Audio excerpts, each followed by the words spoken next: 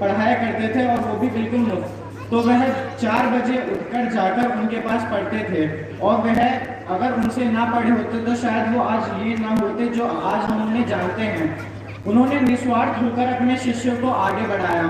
इससे हमें पता चलता है कि गुरु का हमारा खून का रिश्ता ना होकर के भी हमें आगे बढ़ने में मदद करते हैं।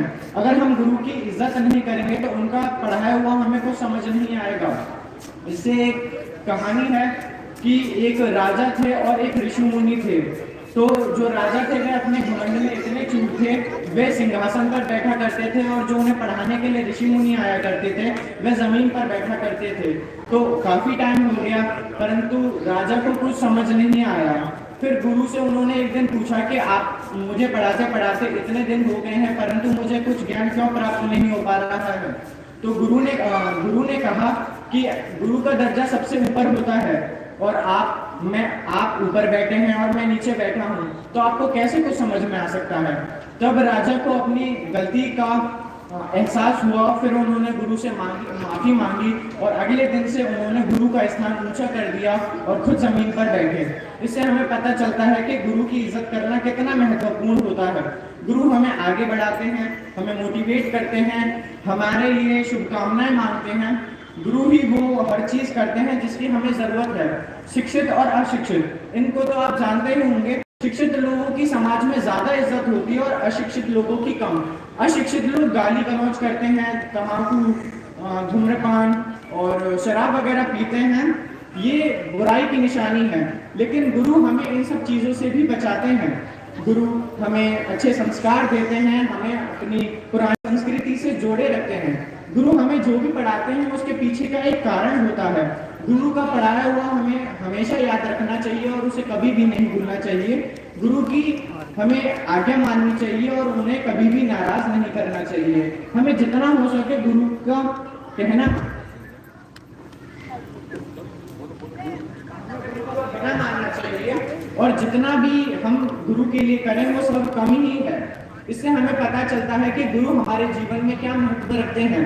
गुरु का हम ऋण तो कभी नहीं उतार सकते परंतु अगर हम कामयाब हो जाएंगे तो गुरु को बहुत अच्छा लगेगा। कम से कम हम उन्हें थोड़ी खुशी तो दे ही सकते हैं और उनकी इज्जत करके हम उन्हें और ज्यादा खुशी दे सकते हैं। धन्यवाद। और जोरदार तालियों से बेटे का स्वागत कीजिए। अब मैं आमंत्रित कर रहा हूँ आदित्य भारद्वाज जी को। सेंट्रल स्कूल के छात्र हैं, कक्षा 9 के। आदित्य भारद्वाज सब्जेक्ट। हाँ, ये गुरु जीवन में गुरु के महत्व के ऊपर प्रकाश डालेंगे। आदित्य भारद्वाज। नमस्कार, मेरा नाम आदित्य भारद्वाज है। मैं परमाणु ऊर्जा केंद्रीय विद्यालय का छात्र हूँ। यहाँ पे उपस्थित सभी निर्णयकर्ता एवं नगर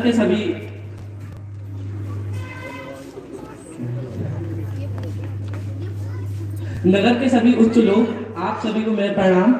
मैं अपने कुछ शब्द गुरु के ऊपर बोलना चाहता हूँ। गुरु हमारे जीवन का एक अभिन्न हिस्सा है।